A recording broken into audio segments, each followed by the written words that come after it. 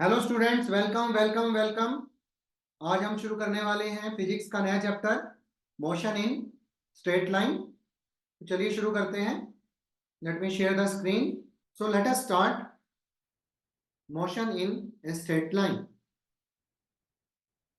This is a part of mechanics. So what exactly the mechanics is? Mechanics जो है is that branch which deals with the condition of rest or motion of the objects। जो भी हमारे आसपास objects हैं, right, उनकी condition of rest और motion को डील करती, राइट। अब मैकेनिक्स जो है, it has three parts: statics, dynamics and kinematics. Statics, kinematics and dynamics. Statics क्या है? ये वो ब्रांच है मैकेनिक्स की which deal with objects at rest और equilibrium. Study of objects either at rest और एट इक्विलिब्रियम। अब काइनेमेटिक्स की बात कर लेते हैं, राइट। इसमें जो है measurement of time is not very important, statics में जो हम बात करेंगे, और काइनेमेटिक्स में है time is important, measurement of time is important. So kinematics जो है it deals with study of motion without knowing the cause of motion, whereas dynamics, इसके अंदर हम कॉज ऑफ मोशन को भी कंसीडर करते हैं। ठीक है, तो ये डिफरेंस है। So hope this is clear. चलिए, अब लेट अस इमेजिन ये एक स्ट्रेट लाइन है। इस स्ट्रेट लाइन में एक ऑब्जेक्ट मूव कर रही है, एक पॉइंट ऑब्जेक्ट है। पॉइंट ऑब्जेक्ट क्या होती है? एक बहुत स्मॉल ऑब्जेक्ट। नॉर्मली हम फिजिक्स में पॉइंट ऑब्जेक्ट को ही कंसीडर करते हैं। क्यों? क्योंकि जितने भी हमारे लॉज हैं, these are valid for point object. और वैसे भी पॉइंट ऑब्जेक्ट कोई भी चीज है, कोई भी ऑब्जेक्ट है, as compare to distance it will be a point object here. For example एक ट्रेन को ले लो।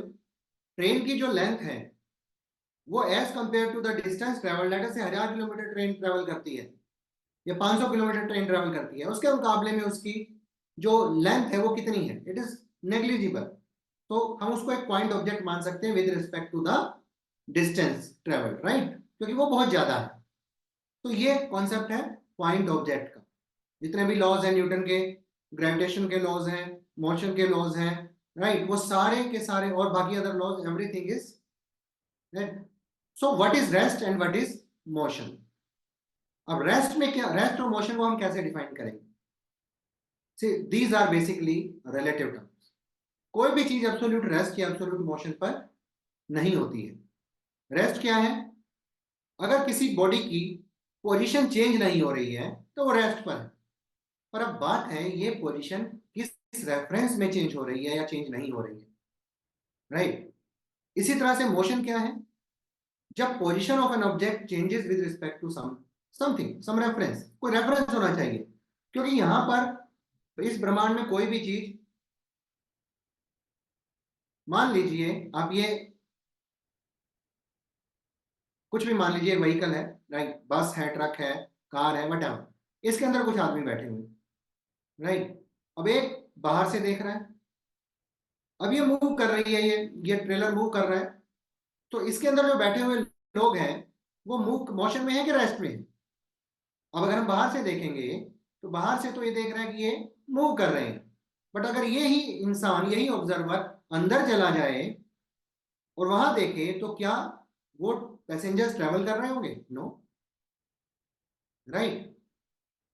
तो यहां पर change of position with respect to some reference, right. अगर आप यहां बैठे हो, जहां पर भी आप बैठे हो, क्या आप रेस्ट पर हो, मोशन में हो? भाई अगर हम कंपेयर करें विद रिस्पेक्ट टू अर्थ तो आप रेस्ट पर हो, लेकिन अगर अर्थ के बाहर जाकर देखें तो आप तो अर्थ के साथ साथ मूव कर रहे हो। So change of position is always with respect to some reference. So if it is not changing with that reference, then the object is at rest. If it is changing with that reference, then the object is in motion. जैसे इस case में मैंने बताया, अगर observer अंदर जाएगा तो वो एक दूसरे के बाकी पैसेंजर्स के कंपैरिजन में रेस्ट पर होगा, और बाकी पैसेंजर्स भी एक दूसरे के कंपैरिजन में रेस्ट पर होंगे, क्यों? They are not moving with respect to each other, right? So यहां पर रिलेटिव जो है ये हमें देखना है, एवरीथिंग इज रिलेटिव, ठीक है? This is clear? तो दिस ये रेस्ट और मोशन का जो फंडामेंटल है ये आपको क्लियर होना चाहिए, है ना? कोई भी चीज स्पेस में एब्सोल्यूट रेस्ट में नहीं है, कोई भी चीज फिक्स नहीं है, because space itself is expanding, galaxies are expanding, तो कुछ भी एब्सोल्यूट फिक्स नहीं है, ठीक है? Clear? Any question on this? Type in comment box. अब डिस्टेंस वर्सेस डिस्प्लेसमेंट को समझते हैं। डिस्टेंस क्या है, डिस्प्लेसमेंट क्या है, ये आप पढ़ चुके हो अपनी 9th क्लास में, बट लेट अस अंडरस्टैंड। मान लो ए से बी कोई ऑब्जेक्ट जाता है, बी से सी से डी से ई, ए से ई तक ये गया, ए से बी तक मान लो 100 मीटर है, बी से सी तक 50 मीटर है, सी से डी तक 70, डी से ई तक 50 मीटर। तो कितना डिस्टेंस ट्रेवल किया? डिस्टेंस क्या है? Total path traversed. So 100 plus 50 plus 70 plus 50 कितना हो जाएगा? ये 270, right? 270 metre is the total path traversed by the person और बाय एन ऑब्जेक्ट, वट जो भी आपने यहां लिया, राइट? लेकिन डिस्प्लेसमेंट जो है वो शॉर्टेस्ट डिस्टेंस है इनिशियल पोजीशन और फाइनल पोजीशन के बीच, ए टू ई। ये कितना होगा? ये जितना भी होगा दैट विल बी डिस्प्लेसमेंट। मान लो ये 50 मीटर ही बचता है, मान लो, या 70 मीटर ही बचता है, तो that will only be the displacement, but with A particular direction. तो यहाँ स्केलर और वेक्टर का कॉन्सेप्ट आपको समझ में आना चाहिए। स्केलर क्वांटिटीज क्या होती है, वेक्टर क्वांटिटीज क्या? सो फिजिकल क्वांटिटीज होती है हमारी, बहुत सारी फिजिकल क्वांटिटीज है, all quantities are physical quantities, है ना? जैसे कि आप फॉर एग्जांपल आप ले लीजिए, मास है, डिस्टेंस है, स्पीड है, वेलोसिटी है, ठीक है? और भी है, फोर्स है, स्ट्रेस है, स्ट्रेन है, डिस्प्लेसमेंट है, ठीक है? तो ये हमारी फिजिकल क्वांटिटीज है। इनमें से कितनी क्वांटिटीज स्केलर और वेक्टर है? मास को अगर हम देखें, it is scalar quantity, distance is scalar quantity, ठीक है? स्केलर क्वांटिटी की को अगर हम और देखें, स्पीड जो है वो भी स्केलर क्वांटिटी है, वेलोसिटी वेक्टर क्वांटिटी है, स्ट्रेस स्ट्रेन आपकी स्केलर क्वांटिटी है, डिस्प्लेसमेंट और फोर्स वेक्टर क्वांटिटी है, ठीक है? तो यहां पर स्केलर और वेक्टर का फर्क क्या है? तो स्केलर क्वांटिटीज क्या है? स्केलर क्वांटिटीज वो क्वांटिटीज हैं जो जिनका मैग्नीट्यूड होता है, कोई डायरेक्शन नहीं होती। जैसे कि डिस्टेंस था, total path travels, total path कितना ट्रेवल किया उतना ही काफी है, उतना अलजेब्रिक सम जो आ गया वो डिस्टेंस हो गया। लेकिन displacement is from A to E, initial और फाइनल इनिशियल पोजीशन और फाइनल पोजीशन के बीच का जो डिस्टेंस होगा वो डिस्प्लेसमेंट कहलाएगा इन दैट पर्टिकुलर डायरेक्शन। तो वेक्टर क्वांटिटीज क्या है? जिनमें मैग्नीट्यूड भी हो और डायरेक्शन भी हो।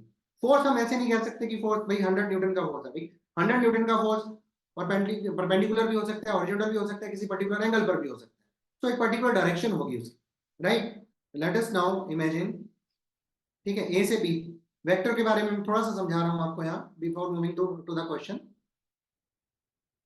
राइट? ए से बी, सी से डी, ठीक है? लेट अस से ए से बी 100 है इसका मैग्नीट्यूड, राइट? और सी से डी का 50 है, राइट? तो ये 100 इसका मैग्नीट्यूड है, और ये ए टू बी इज डायरेक्शन। तो वेक्टर्स को हम इस तरह से करेंगे, मान लो फोर्स 20 न्यूटन है, ये इस पर्टिकुलर डायरेक्शन में, ठीक है? ना स्पीड और वेलोसिटी क्या होती है इसको इनको समझते हैं। स्पीड क्या है? How will you define speed? और स्पीड और वेलोसिटी में क्या मेजर डिफरेंस है? नॉर्मली हम इसको इंटरचेंजेबली यूज कर लेते हैं, लेकिन ऐसा नहीं होता। Speed is basically distance upon time, जितना भी डिस्टेंस ट्रेवल्ड किया, राइट, अपॉन टाइम। और वेलोसिटी क्या होगी, लेट अस से 500 किलोमीटर डिस्टेंस ट्रेवल किया 100 आवर्स में 10 आवर्स में, so 50 kilometre per hour will be the speed of that particular object. So basically it is rate of change of position with respect to time, क्योंकि distance travel is change of position ना। लेकिन velocity के case में हम ऐसे नहीं कह सकते। वेलोसिटी के केस में it will B displacement upon time, rate of change of position in a particular direction per unit time, right? That will be the velocity. So let us understand this. See, velocity can be, अब यहाँ पे direction जो है velocity की वो किसी भी direction में हो सकती है। एक डायरेक्शन में, पॉजिटिव डायरेक्शन में भी हो सकती है, उसके अपोजिट डायरेक्शन नेगेटिव डायरेक्शन में भी हो सकती है। मान लो 100 किलोमीटर आपका इस डायरेक्शन में जाता है, 200 किलोमीटर दूसरी डायरेक्शन में जाता है, तो टोटल स्पीड के लिए डिस्टेंस टोटल कितना हुआ 300, लेकिन डिस्प्लेसमेंट इज -100 क्योंकि वो अपोजिट डायरेक्शन में चला, राइट। रेफरेंस पॉइंट से अपोजिट डायरेक्शन में गया, इसलिए -100 हो जाए। तो velocity can be negative in this case also. So speed can only be positive, velocity can be negative also. Distance can be 0 or positive, but displacement can be negative also, right? So ये भी ध्यान रखना है आपको। ये basic चीजें मैं अभी आपको बता रहा हूँ जो आप ऑलरेडी पढ़ चुके हो 9th में, जस्ट आपका एक रिकैप करा रहा हूँ ताकि आपकी चीजें रिफ्रेश हो जाए। फिर हम आगे एडवांस उसमें चलेंगे जो 11th के हिसाब से, right. Hope this is clear till now. तो इसी तरह से एक्सेलरेशन भी होगा, जैसे स्पीड और वेलोसिटी हमने डिफाइन की है, डिस्टेंस और डिस्प्लेसमेंट डिफाइन किया है, इसी तरह से हम एक्सेलरेशन को भी डिफाइन कर सकते हैं, ठीक है। सो एक्सेलरेशन क्या होगा, how will you define acceleration? It is rate of change of velocity with respect to time, right. तो एक पर्टिकुलर टाइम में कितना वेलोसिटी में चेंज आया वो हमें एक्सेलरेशन बताएं, ठीक है। सो लेट अस से इनिशियल वेलोसिटी v है, v1 है, फाइनल v2 है, so v2 minus v1 divided by let us say time t2 minus t1, so this will be the acceleration. let us say एक object o point से a point तक जाती है, o से a के बीच का डिस्टेंस है x1, a से आगे b तक जाती है, o से b तक का डिस्टेंस है x2, ठीक है। so a और b के बीच का डिस्टेंस कितना हुआ x2 minus x1, और लेट अस से टाइम t है a से b तक ट्रेवल करने, राइट। एक डायरेक्शन में, वन डायरेक्शन में है, तो ये x2 minus x1 change in position divided by time, ये क्या होगा, ये वेलोसिटी हो जाएगी। इस केस में बिकॉज एक ही डायरेक्शन में जा रहा है तो स्पीड भी यही होगी, ठीक है। लेकिन वेलोसिटी के साथ हम एक डायरेक्शन भी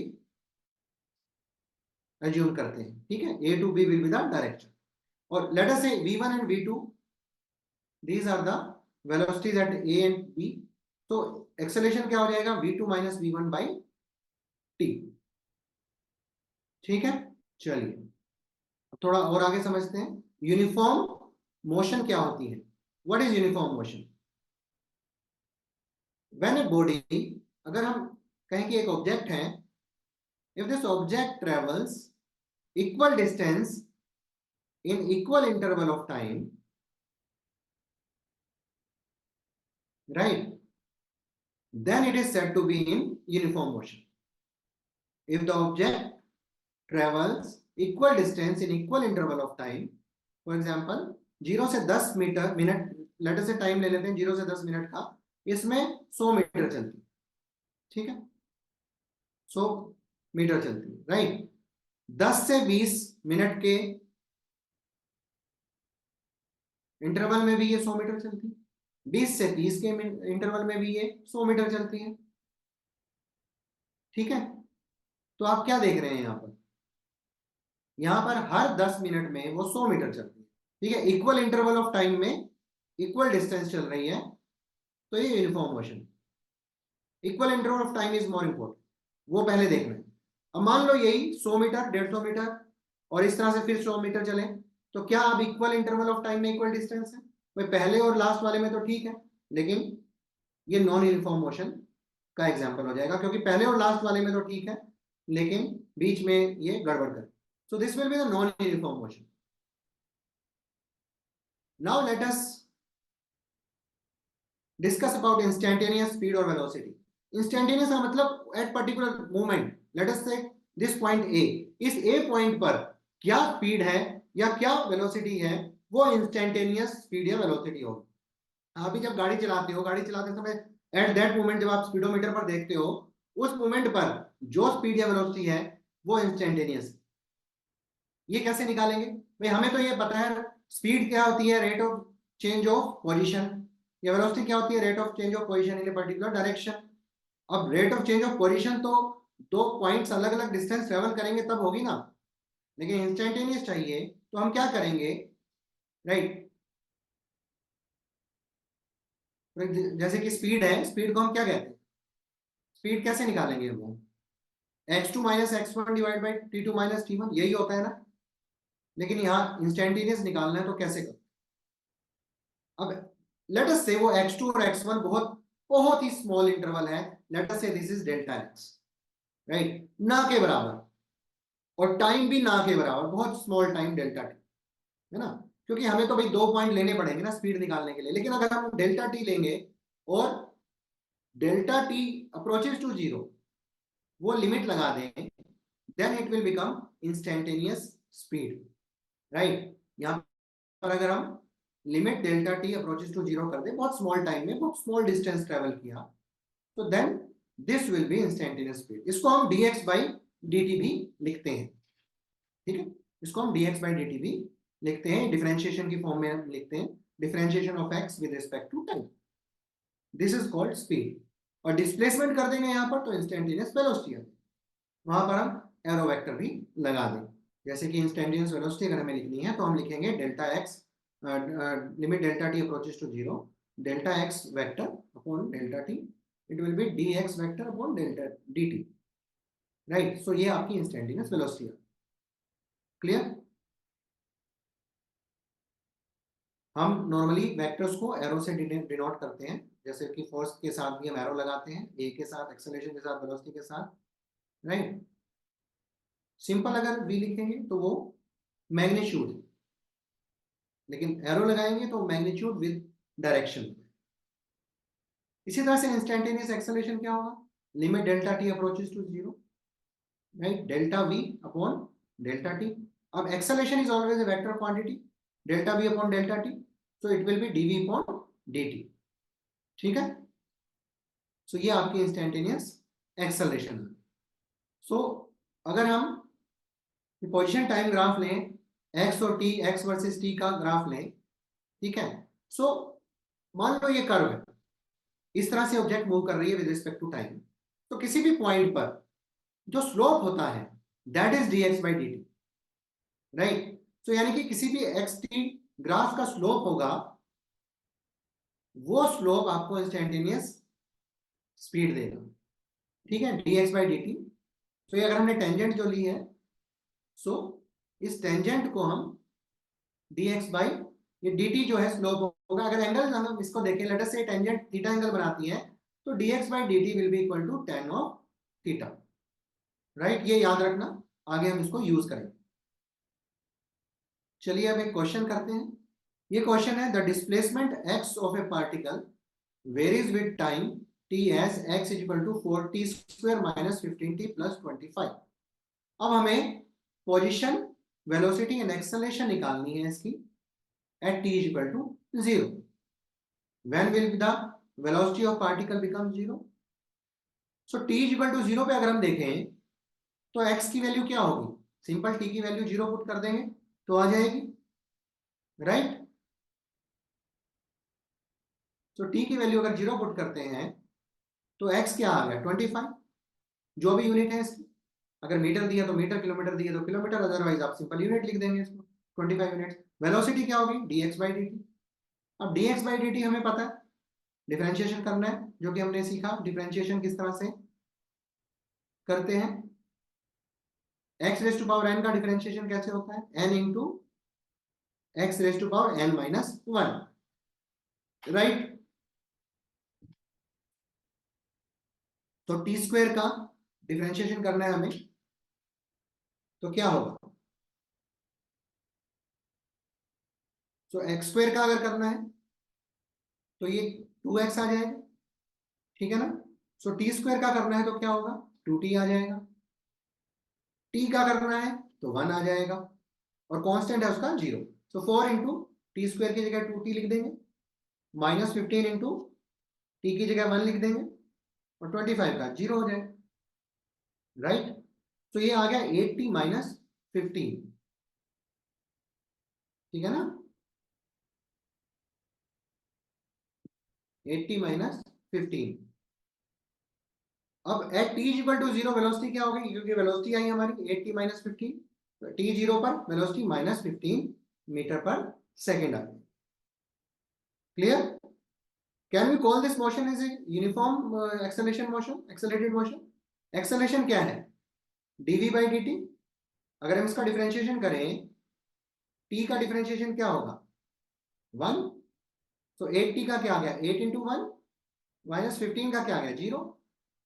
तो 8 आ गया। सो 8 मीटर पर सेकेंड स्क्वायर, लेट अस से मीटर और सेकेंड में यूनिट्स हैं, राइट। तो यहां पर फिक्स है एक्सेलरेशन, चेंज नहीं हो रही। अगर टी होता यहां पर एक्सेलरेशन के फॉर्मूले में तो वेरी होता, यानी कि ये यूनिफॉर्म है। So acceleration is uniformly accelerated motion, ठीक है ना।